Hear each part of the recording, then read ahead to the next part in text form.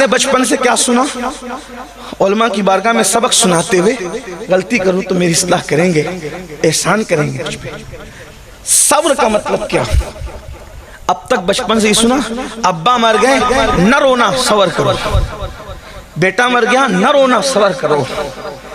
یعنی لوگوں کے ذہن میں سوچ بن گئی نہ رونا صبر ہے اور رونا صبر کے خلاف ہے۔ تو جو لوگ سخت دل لوگ ہیں یا جو لوگ محبت ہی سے آری ہے، جن پر رشتوں کو نبھانا بھاری ہے، جب کوئی مرتا ہے ان کی آنکھ میں کبھی آنسو نہیں آتے، تو کیا وہ صابر لوگ ہیں؟ اور ان اللہ مع الصابرین ان کے لیے جو باپ کا جنازہ پڑھنے بھی نہیں آتے، اگر آتے ہیں تو ہاتھ بند کر کے کھڑے رہتے ہیں، ہم ناپاک کے پڑھ نہیں سکتے، وہ صابر لوگ ہیں۔ مولوی رو رہا ہے بیچارہ باپ کی میت پہ، کا یہ بے صبرہ ہے، اور شرابی آنکھیں تان کر کے کھڑا ہے، کہ دیکھو کتنے صبر کے ساتھ کھڑا۔ وہ صبر کے ساتھ نہیں، وہ تو سوچا ہے بڈھا مر گیا اچھا ہوا تاکہ میرے راستے کی رکاوٹ گئی، باپ مرا اچھا ہوا تاکہ مجھے حصہ ملنا ہے۔ بڑی معذرت کے ساتھ رونا صبر کے خلاف نہیں، رونے سے رکنا صبر نہیں۔ اگر رونا صبر کے خلاف ہوتا اس حدیث کا جواب آپ کہاں سے لائیں گے کہ میت پر تو رسول اللہ خود بھی روئے ہیں، میت پر حضور خود بھی روئے ہیں، اور پوچھا گیا تو حضور نے فرمایا یہ صبر کے خلاف نہیں ہے، یہ تو نشانی محبت ہے۔ رونا بے صبری نہیں ہے، رونا تو محبت کی نشانی ہے۔ کہاں کہاں بتاؤں کہاں روئے؟ اماں خدیجہ کا جنازہ ہے، رو رہے ہیں۔ حضرت ابراہیم کو دفن کرنے رو رہے ہیں۔ حضرت ابراہیم کے موقع پر تو لوگوں نے پوچھ لیا یہ ابراہیم ابن محمد حضور علیہ السلام کے سب سے کم سن صاحبزادے، آخری صاحبزادے جو حضرت ماریہ قبطیہ سے پیدا ہوئے، ان کا وصال ہوا تو حضور دفن کرتے ہوئے رو رہے، خاموش آنسو جاری۔ حضور آپ نے تو منع کیا رونے سے، آپ رو رہے ہیں۔ فرمایا یہ رونا منع نہیں، یہ تو محبت کی نشانی ہے۔ یہ کوئی جدا ہو رہا ہے، کوئی دل کا پھل ٹوٹ رہا ہے، کسی کی گود خالی ہو رہی ہے، کسی کی گود اجڑ رہی ہے، کسی کے جانے سے تانے کا ذریعہ کچھ بن رہا ہے نا؟ تو یہ رونا صبر کے خلاف نہیں، محبت کی نشانی۔ حضور روئے، ماں خدیجہ کے جنازے پر روئے، حضرت ابراہیم کے وصال پر روئے، اسی طریقے سے حضرت حمزہ کے جنازے پر روئے، اسی طریقے سے حضرت اسود کے جنازے پر روئے، حضرت شہدائے احد کے جنازے پر روئے۔ حضور علیہ السلام آنکھوں سے آنسو جاری ہے، حتیٰ کہ بعد وصال بھی حضور امام حسین کی شہادت پر روئے، اٹھا کر کے سیاہ کو دیکھیں، دن بھر خون جمع کر رہے ہیں، آنکھ سے آنسو جاری ہے۔ حضرت ابن عباس نے جو خواب دیکھا، تو اب تک ہم نے سمجھا کہ رونا صبر کے خلاف ہے، نہ رونا یہ صبر ہے۔ نہ، ہم صبر کے مفہوم کو شاید ہم نے کہیں نہ کہیں چینج کیا۔ رونے نہ رونے کا تعلق صبر سے نہیں ہے، صبر کا مطلب ہوتا ہے رکنے یا روکنے کے۔ صبر کہتے ہیں رکنے یا روکنے کے۔ تو صبر کا جو اصل مفہوم ہے وہ ہے اس سے رکنا جس سے اللہ نے روک دیا۔ اب صبر کیا ہوا؟ اس سے رکنا جس سے اللہ نے۔ اب میت پہ کیا کہتے ہیں؟ صبر کر، مطلب رونے سے نہیں روکا جا رہا ہے۔ میت کے موقع پر لوگ روتے روتے اس کی خوبیاں بنا کر کے بیان کر کر کے نوحہ کرتے ہیں، تو اللہ نے فرمایا مجھے غم کے موقع پر سب سے زیادہ جو آواز بری لگتی ہے وہ نوحے اور ماتم کی آواز ہے، اور خوشی کے موقع پہ ڈھول اور تالی کی آواز مجھے بری لگتی ہے۔ تو اللہ رب العزت کے نیک بندوں نے کہا صبر کرو، مطلب نوحہ مت کرنا، کیونکہ نوحے سے اللہ نے منع کیا ہے، ماتم مت کرنا، ماتم سے اللہ نے منع کیا ہے۔ اب کیا مطلب ہوا؟ صبر کا مطلب یہ کہ جس چیز سے اللہ نے تجھے روک دیا ہے اس سے رک جانے کا نام صبر ہے۔ اب قرآن کہہ رہا ہے استعینوا بالصبر، صبر اور مدد، صبر اور نماز سے اللہ کی مدد طلب کرو، یعنی جن جن گناہوں سے اللہ نے تمہیں روک دیا ہے تم اس سے رک جاؤ، اور رکنے کے بعد نماز ادا کرو۔ آج بھی آسمان سے مدد اترتی ہوئی اپنی نگاہوں سے دیکھ لو۔ سبحان اللہ، سبحان اللہ۔ مدد کیوں نہیں آتی؟ اب مدد کیوں نہیں؟ کہ ہم رک نہیں رہے ان کاموں سے جن کاموں سے اللہ نے روکا ہے۔ ہم ہر وہ کام اللہ نے روکا. واللہ کوئی بلڈوزر میں اتنی نوک نہیں کہ تیرے گھر کی دیوار کو چھو سکے. بس تو نے ایک کام کرنا ہے کہ اللہ نے جو حرام کیا ہے تو اس سے رک کر کے دیکھ, اور پھر خدا کے گھر کو سجدے سے آباد کر کے دیکھ. تیرا گھر اجاڑنے والے خود تیرا گھر بنانے پر مجبور ہو جائیں گے. ہائے آیا فتنہ تاتار کے افسانے سے پاسباں مل گئے کعبے کو صنم کھانے. نعرہ تکبیر, نعرہ رسالت, مذہب اسلام. سبحان اللہ, سبحان اللہ, واہ واہ واہ. کسی حکومت کی تلوار میں اتنی طاقت نہیں کہ تیری گردن کا, بس تو حرام سے رک جا. لیکن مسلمان تو جب تک زنا کے اڈے آباد کرتا رہے گا, جب تک تو حرام کھاتا رہے گا, جب تک تو عورتوں پر پاپ کی نظر ڈالتا رہے گا, جب تک تو ناپاک گھومتا رہے گا, جب تک تو کھڑے ہو کر پیشاب کرتا رہے گا, جب تک تو ان علماء ربانیین نائب رسول سے بغض اور حسد کرتا رہے گا, اللہ اکبر, جب تک تو اپنے ماں باپ کو بے حرمتی کی نظر سے دیکھے گا, ان کو چلائے گا, ان پر چیخے گا, ان کی بے ادبی کرے گا, ان کی بے حرمتی کرے گا.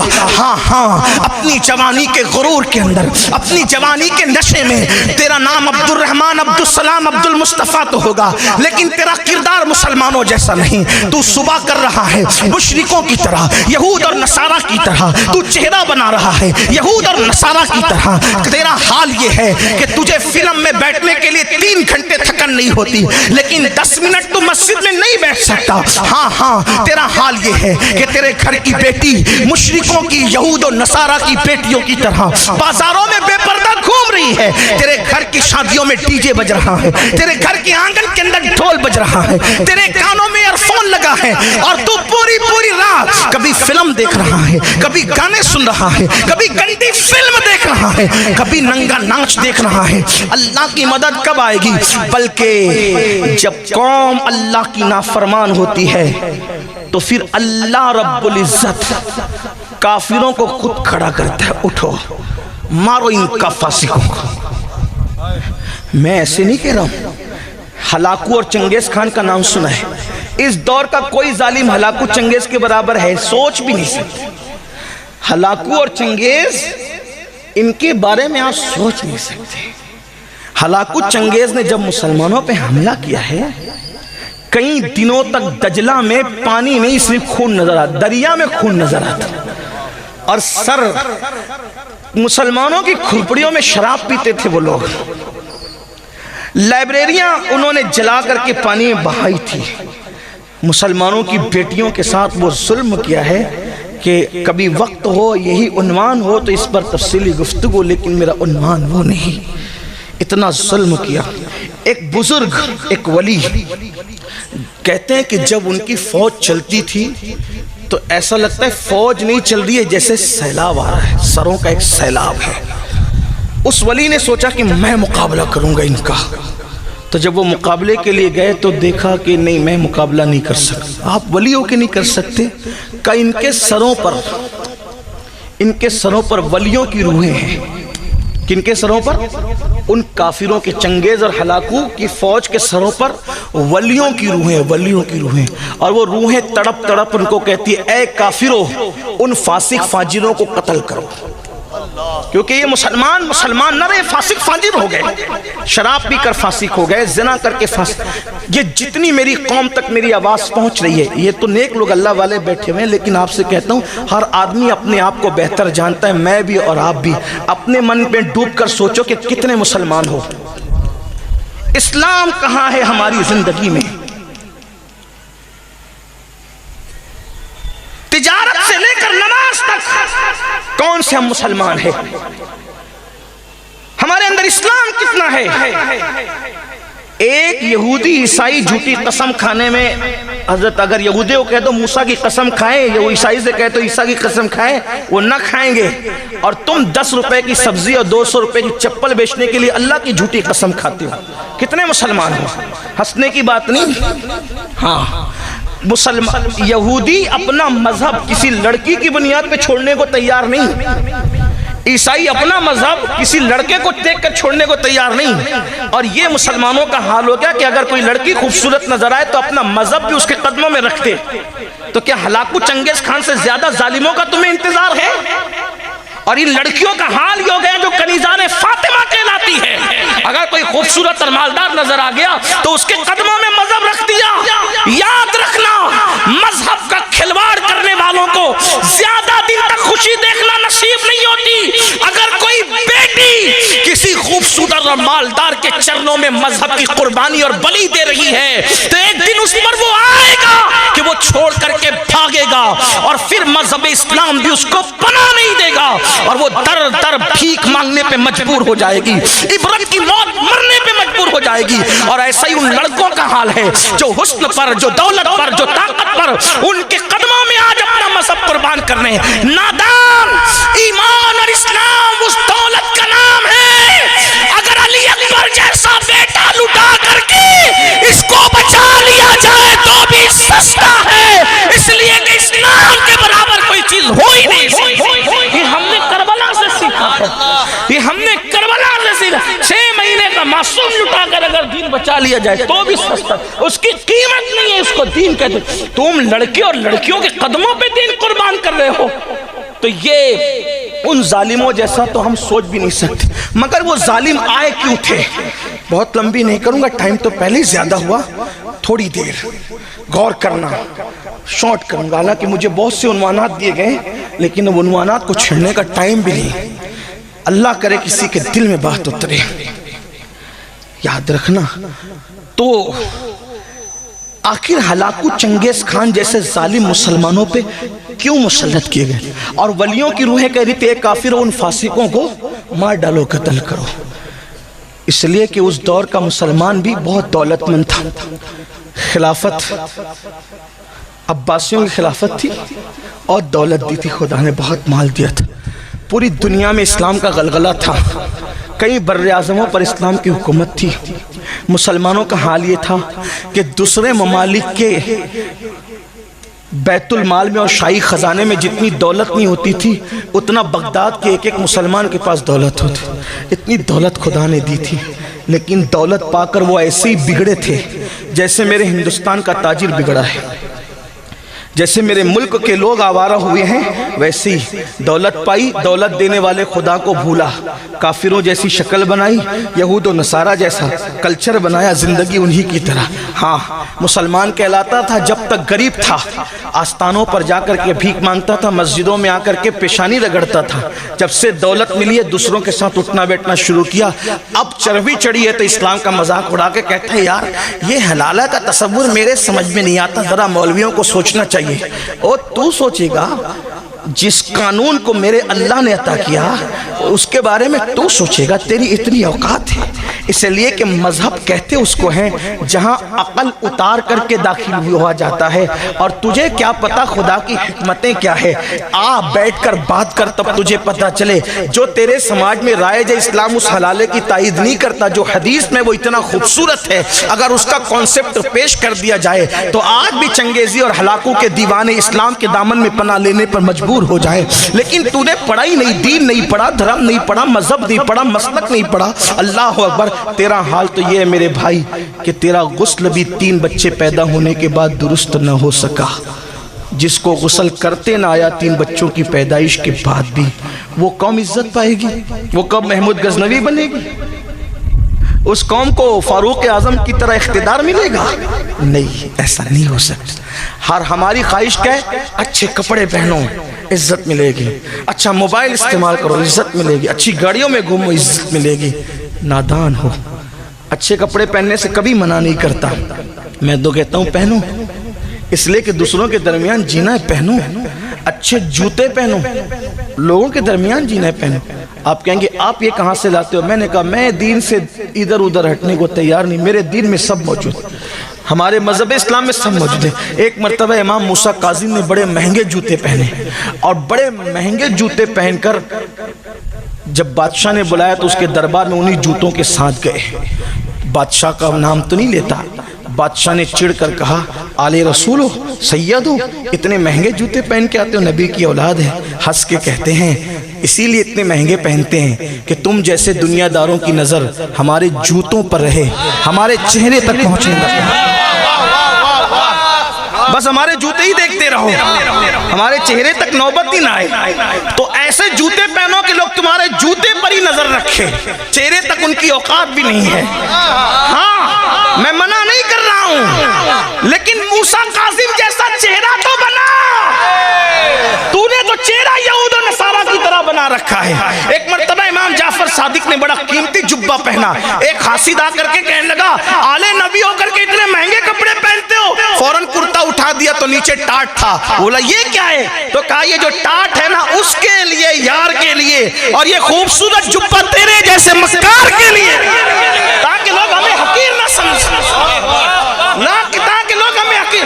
दुनिया में जीना है तो हमें लोगों के साथ इस तरह का रवैया करना होगा, लेकिन अंदर तो कुछ हो ना, अंदर किसी के लिए हो तो सब ऊपर ही ऊपर कर रहे हो। तो हमें इज्जत कपड़ों से नहीं, हमें इज्जत कीमती मोबाइल से नहीं, हमें इज्जत कारों से नहीं। आपको पता इज्जत मिलना कैसे है? जिस वक्त बैतुल मुकद्दस फतेह होने करने के लिए मुसलमान बैतुल मुकद्दस की तरफ बढ़ते हैं और मुसलमानों के आगे चाहे वो दूसरी ताकतें हार जाती है, तो उनके उलमा बैतुल मुकद्दस की दीवार पर खड़े होकर कहते हैं, तुम कितनी भी कोशिश कर लो, तुम लोग हमसे बैतुल मुकद्दस ले नहीं सकते, क्योंकि हमारी मजहबी किताब में लिखा हुआ है कि एक दरवेश बादशाह होगा, उसके हाथों बैतुल मुकद्दस फतेह होगा।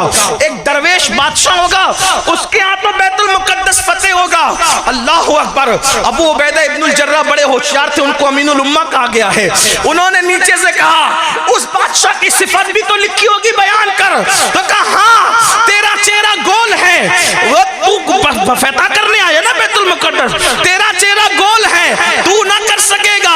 उसका चेहरा थोड़ा सा लंबा है, उसकी दाढ़ी बड़ी बड़ी पतली पतली सीने तक आई हुई है, उसका चेहरा सुर्ख है, उसके होंठ पतले पतले हैं, तेरे गाल ऊपर है, उसके गाल अंदर की तरफ है, और उसकी जो लुंगी है वो उसके टखने के ऊपर है, उसका लिबास इस तरह का है और वो इस तरह का और इस तरह का है। जैसे जैसे वो पढ़ता जा रहा था, अबू उबैदा मुस्कुराते जा रहे थे। उस बूढ़े राहिब ने कहा, मेरी बात पर तू हंसता क्यों है? तो फरमाया, तू जो सिफत बयान कर रहा है वो दरवेश बादशाह हमारे ही पास है, लेकिन वो बैतुल मुकद्दस में नहीं, वो मदीने मुनव्वरा में मौजूद है। सुभान अल्लाह। नारे तकबीर, नारे रिसालत। बुला उसको, अगर मैं देख लूंगा तो उसको बिन लड़े चाबी दे दूंगा।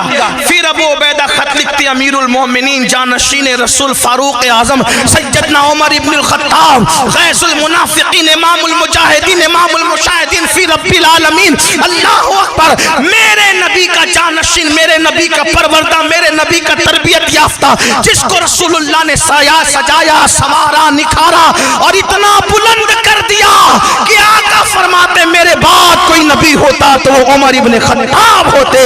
ला नबी बादी, मगर मेरे बाद कोई नबी नहीं। 3 बर्रे आजमों का हाकिम, एक मुल्क का नहीं, 3 बर्रे आजमों के हाकिम को खत लिखा है, बैतुल मुकद्दस आना है। आज देख लो दुनिया के वजीरों को एक मुल्क से दूसरे मुल्क जाते तो कितना इतराते हैं, फिर भी हाल ये होता है कि लोग नजर उठाकर देखते भी नहीं।